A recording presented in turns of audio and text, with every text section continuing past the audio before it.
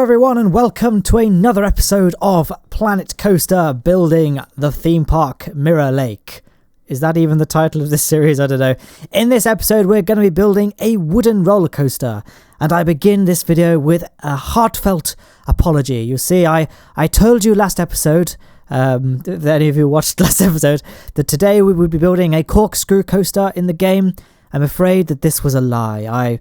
I have deceived you all. I truly am apologetic, but that will be next episode. I think. I now feel like I can't make promises in case I don't keep them. But I completely forgot that actually we hadn't built this wooden roller coaster yet when I said that we were going to be building the corkscrew one in this episode. So I don't know. I actually think this wooden one is a cooler coaster than that corkscrew anyway. So let's move on and talk about the roller coaster itself. I do like building roller coasters in the game. Well, I like building roller coasters in this game, of course, but I do like building wooden roller coasters in this game. I just think there's something satisfying about building those big sort of turns, big turns. Is that what I just said? You can get the G-force in those big corners, nice sweeping banking. It's just kind of a satisfying thing to build, really. I think they look aesthetically quite nice. So I didn't really have any sort of big plan for when I'm coming up with this design, really. It was more that there was a big gap in the ground here, or at least there was a sort of gap where there could be scenery or a ride, so I thought I'd fill it with a roller coaster. This being Planet Coaster, a coaster seemed like an appropriate thing to put here. So yeah, it's nothing special or complicated, really. It's not overly long either. I think it's a fairly realistic length in that it's not, monstrously huge or anything like that. It's just a fairly sort of just a fairly inoffensive, nice little roller coaster. Not much more I can really say about that, to be honest. So now at this point I was just sort of trying to figure out how to loop this thing back to the station without colliding with the rest of the track, and I think we got quite a nice effect actually of having that monorail, the monorail track kind of going through the middle, and this thing sort of weaves around and wraps around the monorail. So yeah, I think I finally figured out a way to get this thing back to the track. In the end, this thing actually was a little bit jerkier than I kind of initially wanted it to be, but I think that kind of adds to the charm of having a wooden roller coaster, really. It's an untamed beast, you could say. One might say. So consider that before you leave your mean comments. Anyway, you can kind of see, I was just testing it here. No one's ever criticised the fact that I kind of show a quick time lapse like in fast motion just to give you a general idea of the layout and smoothness. I will show a normal speed POV at the end of this video. I guess you could skip to the end if this is all you care about. But just to give you an idea of the general layout before I finish all the scenery and theming around it, that's the layout. In fact, when it comes to scenery and theming, there wasn't a lot to it with this one. I surrounded it with trees, and I actually this is the episode where we extend the lake. So at the moment, the lake just kind of is at the front of the park, or at least the front of those sort of big buildings there. I brought the shoreline all the way to the edge of the path and constructed kind of like a man-made barrier. You'll kind of understand what I mean if that statement doesn't really make a lot of sense in a second. And I kind of made it do like a dog leg shape to sort of almost make the whole park an island. I'd say it's an island. Well, it's got like a coastline, a lake line, a waterfront along two sides of it. So it's becoming a bigger. Yeah, I don't really know what I was trying to say with this sentence, but that's the plan, and that's what I'm doing here. So we've kind of got a nice shoreline going on now. So now we just need to come up with some sort of artificial barrier. And for a moment, I actually did consider keeping this sort of natural landscaping here, but in the end, I thought, nah, we'll just try a wall, see what the wall looks like, and if we don't like it, doesn't matter because Mexico's paying for it. Haha, political Donald Trump jokes. Lol. Don't really know why I said that, but whatever. I'm too lazy to do retakes for these commentaries, and let's just talk about what I'm doing now. So I actually started out with an initial thing of building like a massive segment of the wall, but I decided actually I wanted to have something a little bit more detailed than just a flat stone face, and I thought it'd be easier just to build kind of a very small segment of the wall, then clone that a few times, and then once it had been cloned a few times, clone the entire thing, if that makes sense. But I think in a way it was a good idea to have a big long chain at first because it made it easier to see if it was lined up with the path or not. And good news, it was. So there's that. Yeah, at this point I deleted the rest of it there. We'll just focus on these two here, and then we'll clone these across a few times before taking the entire big structure and duplicating that a few times along the rest of the shoreline. So I was just playing around with the different wall pieces at this point. I kind of wanted it to kind of fall into the same aesthetic as the actual bridge that the guests have to walk over. They have to walk over to get to the park, kind of this kind of castle-y theme. And indeed, it's the same theme that the entrance house, the gate house? No, the ticket booth area, the entrance to the park is themed like an old medieval style gatehouse, like a stately home. And this kind of follows a similar theme. So that broken up sentence, that was the point of that. So I kind of liked it. I thought I could do with a little splash of colour though. So, well, I'm getting a bit ahead of myself, it seems. I just kind of finished off the stone featuring here. But yeah, I thought I'll add some lights to it afterwards, just because it does look a little bit plain in its current state. And I thought it could do with a little bit of touching up. But like I say, we're getting ahead of ourselves. Let's just wait until we get there. Are we going to get there yet? Oh yeah, we've had some little rings for potential boats to moor onto the side of it. Always a thing to consider. And I added those shields there. The shields I used as kind of a feature thingy, a decorative feature on the bridge itself going into the park. So I kind of continued the theme by having them on this wall. And I had a little railing here to stop guests from committing suicide, because this barrier is now completely impassable to anyone. So I've saved countless lives, I imagine, by putting that barrier there. And then we can light the whole thing up. So I played around with those lamps for a bit, but I thought, actually, we could have some lighting built into the floor, which I think turned out looking quite nice. So now we've kind of got a structure I'm happy with. We can copy it a few times. Then once the structure is increased in size, we can copy the entire thing across all the way along the edge. And obviously when this whole thing is done, we can refill the water line. So as we're getting close to this corner part here, I just started duplicating them in ones again. And we had to kind of get a bit, well, not creative, but I had to start creating separate buildings to get a nice sort of smooth corner, like making the wall follow the curve. That's one of the things that Planet Coaster buildings don't do that well, is curves. I know people who watch Silver Rat and people who are good at this game are now laughing at me, but for a simpleton like me, I still find it quite hard to make this game have curves. Real theme parks have curves, I say, and Planet Coaster does not facilitate that, at least not for me. But I'm getting better, I think. I hope I am. I hope this series hasn't just got progressively worse, although in terms of views it has, so maybe I learned nothing throughout this whole series. Who knows? But yeah, just finishing off this curve here, getting everything in line. I don't think you really need to see me playing around with little things like that. And we can cut to showing the whole thing filled up. So just doing a few panning shots here, just seeing if I'm happy with the way this thing looks. I accidentally drained that log flume there. So through many minutes of hardship, I had to rebuild the bottom of that log flume just to get it refilled with water again. But you don't need to see that because nothing changed when I rebuilt it. One thing I'm going to quickly show you is me building the monorail station at the back of the park. The monorail I originally built to kind of serve as having several stations that would take their guests to various quadrants, I suppose, of the park. But in the end, I kind of kept it as sort of a part ride, and then it gives you a tour of the park, and it goes through caves and obviously now through the wooden roller coaster.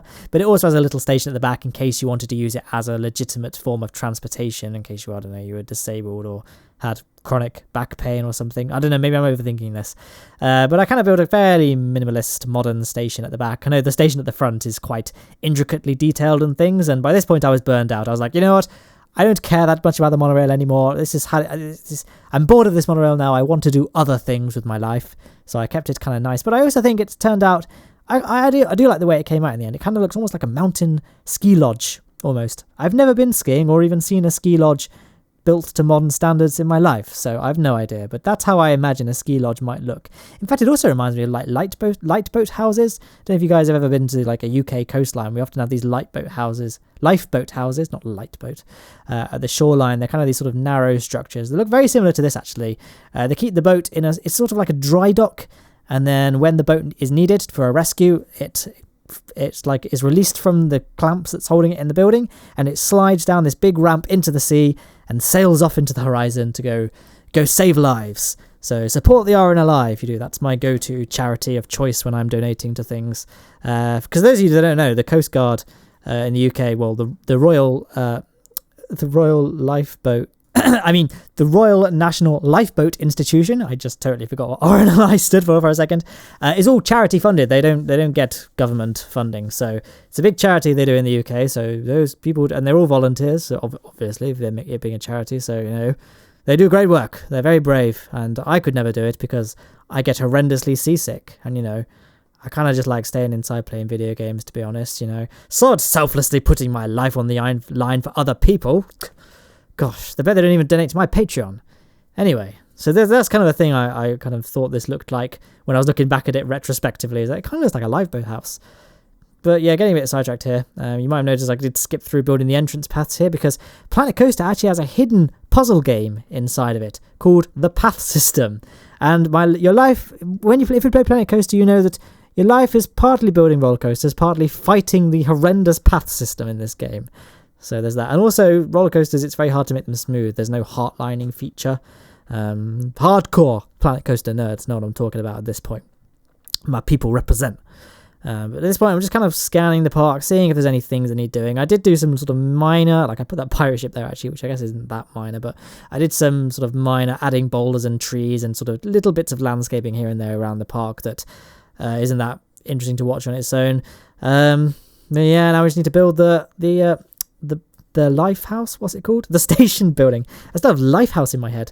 The station building for the wooden coaster. So I kept it a wooden structure just to kind of fit with the theme, if that is even a theme of wood. I just had mental images about what a wood theme might look like, and I want this series to remain monetized, so we're not going to stick with that mental image. If anyone else is immature enough to have their mind leap to things like that, we're building the house out of wood, basically, is what I'm trying to say here. So kind of a nice sort of, the standard thing of having it zigzag a few times to create as much surface area for guests to queue, and then we'll just build a nice simple wooden building around it. So I'll kind of show this in an abridged format because I'm aware that we're now passing the 10-minute mark for this video, and I don't like these things dragging on too much, especially when you've already seen me build a multitude of station buildings previously in this series. I don't want this to become too repetitive, at least not overly too repetitive. I can English me. So yeah, we're going to build that nice thing in there. So I kind of made a decking for the top part of the queue, although this will be under a shelter, and then the bottom part of the queue will be built indoors. And I could have gone above and beyond and added some theming inside, but in my mind, out of sight, out of mind. You can use your imagination and pretend there's proper theming and TV things and all that inside. I think, we'll just box it off and then no one will know, apart from the fact that I've now advertised that fact to all 5 of you watching this video. So I'm sorry that the illusion has been shattered by me telling you that.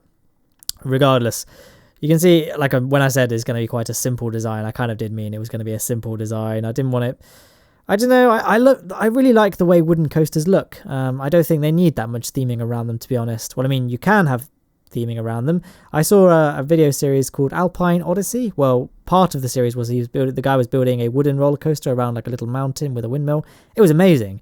I just don't have the time or patience for that level of scenery, but I guess, yeah, I mean, if you do have the time and patience to put in good scenery, then yeah, it does look good. But for my level, I think that wooden coasters actually look nice on their own. I don't think they need that much scenery to make them look good. I think they look good on their own as a structure. I think they look quite structurally impressive. They're impressive feats of engineering. So that's my justification for what is ultimately just me being lazy. But yeah, so we've got a nice sort of decking area at the top with some beautiful panoramic views of the park. Well, I guess they're not that panoramic from this height, but whatever. Views of the park is fine. And then I was just kind of trying to find ways of sort of getting some structural supports in the middle of the queue line. Just add a little bit of sort of realism, I suppose, even though the structure itself isn't probably... Whoops. Totally knocking the microphone stand there. The structure isn't that heavy, so probably didn't need that much supporting pillars. At this point, I was doing a lot of the interior and getting the camera was lurching around all in a very nauseous way. And considering I'm playing this at time acceleration anyway, I thought I'd spare your stomachs having to watch that and just fast forward. And I think you pretty much got the gist of how this building was going at this point, which added a roof, as you can see. And that's pretty much it. You'll see a shot of the building itself in a minute. And now, at this point, there was a lot of empty areas of grass, and now I'm kind of happy with the volume of rides, or the amount of rides in this. At least in this sector, we can sort of fill it all out, flesh it all out with lots of trees and nature, just because the landscape is looking very plain on its own. And we can actually finish this folly building by closing up this gap here. I did have a plan at one point to have a roller coaster weave in and out of this sort of castle on the hill, but I just couldn't find a design that looked good. It always looked a bit naff. So in the end, I thought it actually looks quite nice on its own, to be honest. It doesn't necessarily need a ride around it. So yeah, now it's just a case of planting the trees. Like I said, we can just skip through a lot of this, to be honest, because I think once you've seen me plant one tree, you can kind of figure out what it looks like to watch me plant the rest. But there we go. I think this ended up looking quite nice, to be honest. It's like a little nature reserve across the street, across the lake. And there you go, nice bird's eye view of the park. So you can see the back part of the park is still rather plain and lacking, so we'll cover that, I imagine, in next episode. I don't remember what the order of the footage was now. It's really bad that I should probably check that, but then I'm too lazy. So yeah, we can, not much more to do other than show you a POV of the wooden roller coaster itself. So, like I say, I think it's quite a realistic height. I know you can get wooden roller coasters taller than this one, but on average, I'd say they're about this high. I didn't bother researching it, but I think just out of the wooden roller coasters I've seen, they're about this tall. Yeah, see, for the most part, it is a fairly smooth ride. In fact, we smacked ourselves to lose there, so I'll make a mental note to go and trim that tree. Well, I guess I'll just move it out of the way of the track. Like I say, it's fairly smooth. And when we get close to the end, I was running out of places the track could go without having collisions. You can see that it's starting to get fairly rough and tumble here, but I think that's part of the fun of the ride, really. So that last bit was fairly sort of jarring and things, but ultimately I'm pretty happy with the way this wooden roller coaster turned out, to be honest. As you can see, it's fairly short, not, offensively long or anything. So yeah, pretty happy with the way that turned out, and I think we can wrap the episode up there, to be honest. We can do a nice little pan down of the roller coaster showing the monorail train conveniently passing through there, so you can see that. And yeah, on screen now, the video on the left is the previous episode, if you couldn't read that subtitle, and the one on the right is the next episode, or if that's not out yet, it will just be a link to the full Mirror Lake playlist.